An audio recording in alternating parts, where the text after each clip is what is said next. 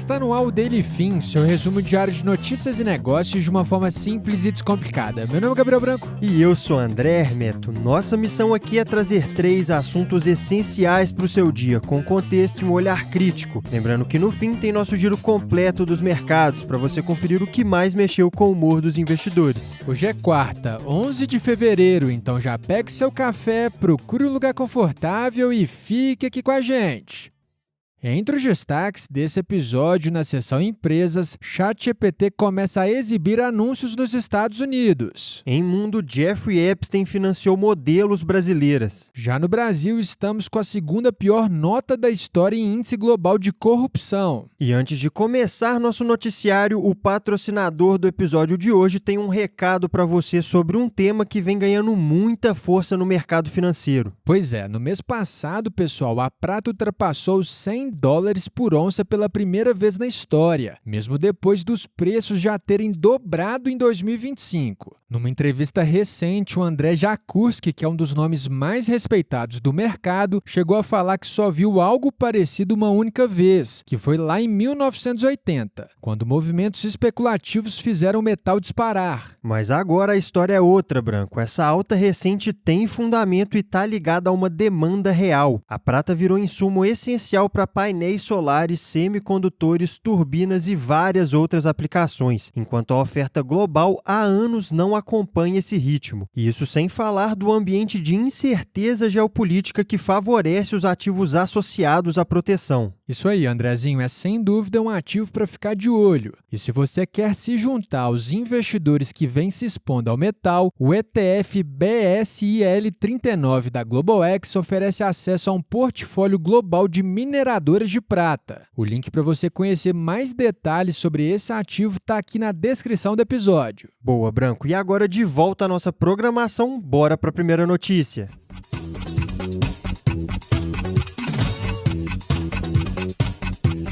No mundo dos negócios, tivemos várias atualizações importantes no noticiário empresarial e a gente começa por tecnologia. Isso porque o ChatGPT começou a colocar anúncios dentro do aplicativo. A empresa confirmou que essa mudança já está valendo para os usuários maiores de idade nos planos gratuito e Go lá nos Estados Unidos. E o pano de fundo é bem claro, né, Branco? A OpenAI tenta buscar novas fontes de receita para conseguir sustentar os investimentos pesados em IA. Agora, junto com isso, a empresa também fez questão de reforçar 2 pontos, de que os anúncios não influenciam as respostas e que a publicidade vai ser claramente identificada. E saindo da tecnologia e indo para o entretenimento, ontem, dia 10, teve um capítulo daqueles na novela de M&A. A Paramount reforçou sua oferta hostil pela Warner Bros. Discovery, ao assumir uma multa de $2,8 bilhões que a empresa teria que pagar à Netflix caso o acordo não avance. E não foi só isso, Branco. A Paramount ainda prometeu pagar aos acionistas um adicional de 25 centavos de dólar por ação a cada trimestre sem conclusão do negócio, o que começa a valer a partir de janeiro de 2027. Ou seja, é uma forma de colocar mais pressão na mesa e manter o movimento vivo, mesmo se a conclusão demorar. Agora falando de grandes empresas tech, mas com foco em captação, quem também está de olho em levantar dinheiro para IA é a Alphabet, controladora do Google. A empresa planeja vender um raríssimo título de dívida com vencimento em 100 anos, como parte de uma mega captação.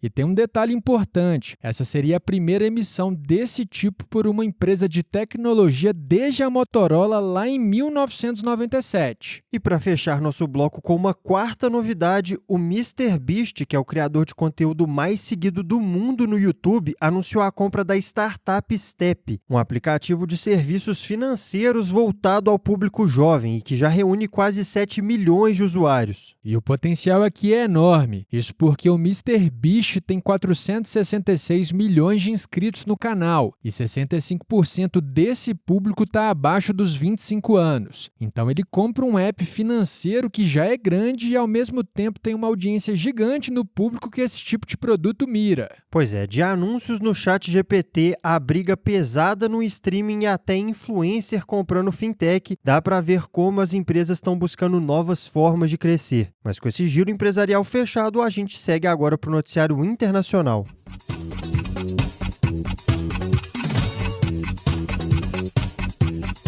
Agora no bloco internacional, um escândalo antigo ganhou novos capítulos, e dessa vez com conexões diretas com o Brasil. Isso porque documentos divulgados nos Estados Unidos mostraram que Jeffrey Epstein mantinha contatos frequentes com modelos brasileiras. Caso você não conheça, Epstein foi um bilionário acusado de comandar uma rede de tráfico sexual de menores. E os documentos são bem explícitos, viu, Branco? As mensagens revelam e-mails falando de viagens, envio de dinheiro, convites para festas e até pedidos para que fossem apresentadas outras mulheres quando ele viesse ao país. E um desses trechos, Epstein chega a avisar uma brasileira poucos dias antes de ser preso pela primeira vez em 2008. Já em 2012, ele troca mensagens com outra brasileira e ela deixa claro que ele a ajudava financeiramente, escrevendo para Epstein mensagens de agradecimento. Esse material acabou chegando às autoridades brasileiras. Um dos episódios mais sensíveis foi levado ao conhecimento do Ministério Público em Natal, no Rio Grande do Norte, e envolve o possível envio de uma mulher local para os Estados Unidos para fins sexuais. E o caso acabou respingando em nomes conhecidos. Depois de seu nome aparecer nos registros, a apresentadora Luciana Gimenez divulgou uma nota nessa segunda-feira, afirmando que nunca teve contato pessoal, profissional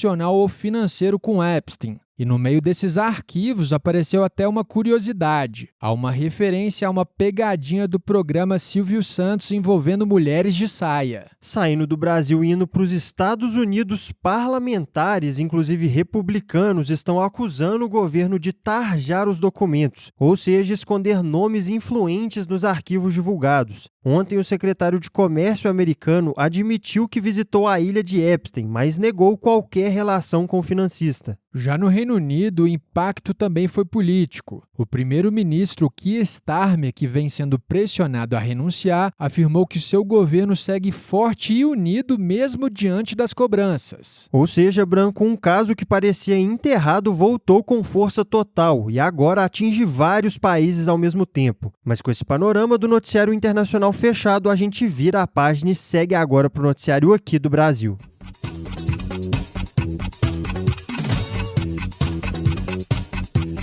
No noticiário nacional, o Brasil repetiu em 2025 a segunda pior nota da sua história no Índice de Percepção da Corrupção, que foi divulgado ontem pela Transparência Internacional. O país marcou 35 pontos numa escala que vai de 0 a 100. Lembrando que quanto menor a nota, pior a percepção de corrupção. E esse número coloca o Brasil numa posição baixa no ranking. O país ficou na 107ª colocação entre 182 países e territórios, além de ter ficado abaixo da média global e também abaixo da média das Américas, que foram de 42 pontos cada. Para ter uma noção mais clara de onde o Brasil está nesse tabuleiro, a pontuação foi a mesma do Sri Lanka, também com 35 pontos. Nosso país ficou logo abaixo da Argentina e Ucrânia, que marcaram 36, e aparece um ponto acima de Indonésia, Nepal e Serra Leoa, todos com 34 pontos. Já quando a gente olha para o topo do ranking, o contraste é enorme. Os países com maior grau de transparência são a Dinamarca, que lidera com 89 pontos, e a Finlândia, com 88. Na outra ponta aparecem Somália e Sudão do Sul, ambos com apenas 9 pontos, além da Venezuela, que marcou 10. Agora, por que esse índice pesa tanto? O IPC é o principal ranking internacional sobre corrupção e é publicado desde 1995. E segundo a Transparência Internacional, o Brasil chamou a atenção no relatório por casos em escala inédita. Entre os exemplos citados estão operações da Polícia Federal envolvendo desvios em emendas parlamentares, os esquemas de descontos indevidos no INSS e também investigações sobre lavagem de dinheiro, que envolvem fintechs, fundos e o setor de combustíveis com ligações ao PCC. Como contraponto positivo, o relatório elogiou a mobilização que barrou a chamada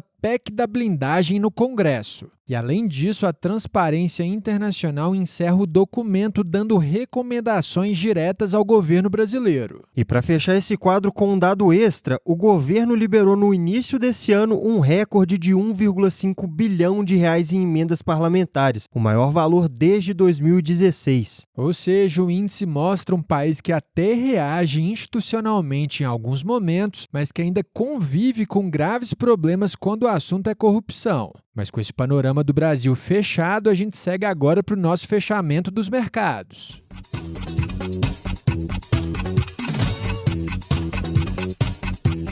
No fechamento dos mercados do Delfim, a gente começa pelo Brasil. Por aqui, o IPCA subiu 0,33% em janeiro, acima da expectativa de 0,32%. Em 12 meses, a inflação acumulou alta de 4,44%, abaixo do teto da meta do Banco Central de 4,5%. Entre as principais influências do índice no mês, tivemos a gasolina, com alta de 2,06%, e a luz elétrica residencial com queda de 2,73%. Ainda no cenário econômico, o ministro da Fazenda, Fernando Haddad, disse que não há razão para o atual juro real do Brasil, mas que é importante cuidar do Banco Central. Ele também defendeu a criação de um novo modelo para os benefícios sociais e disse que o debate sobre renda básica vai nessa direção. No campo político, uma pesquisa da Futura mostrou Flávio Bolsonaro com 37,2% à frente de Lula, com 35,9% no primeiro turno. Já o levantamento da Real Time trouxe o cenário oposto, com Lula na liderança com 39% contra 30% de Flávio. Entre as ações, a Eneva caiu 9,66% nessa terça-feira. Isso após a ANEEL definir preços abaixo do esperado para o próximo leilão de contratação de energia marcado para março. E em dia de leve correção após alcançar máxima histórica na véspera, o Ibovespa recuou 0,17% aos 185.929 pontos. No exterior, as ações do Spotify subiram 14,75% após a empresa reportar resultados acima das expectativas. No quarto trimestre, a gigante do streaming de áudio alcançou 751 milhões de usuários ativos, sendo 290 milhões assinantes. Em Nova York, o S&P 500 caiu 0,33%, enquanto o Nasdaq recuou 0,59%. Os investidores estão em ritmo de espera para o relatório de empregos americano Payroll, que será divulgado hoje. E para fechar, o dólar subiu 0,16% aos R$ 5,20. E agora que encerramos essa sessão, terminamos mais um episódio. Se você curtiu o nosso conteúdo hoje, já segue a gente aí e ativa o sininho para não perder os próximos. E lembrando aqui que essa é a versão em áudio da nossa newsletter, ela chega todo dia às 6h30 da manhã no seu e-mail, por lá você encontra mais detalhes e outras sessões que não cabem por aqui.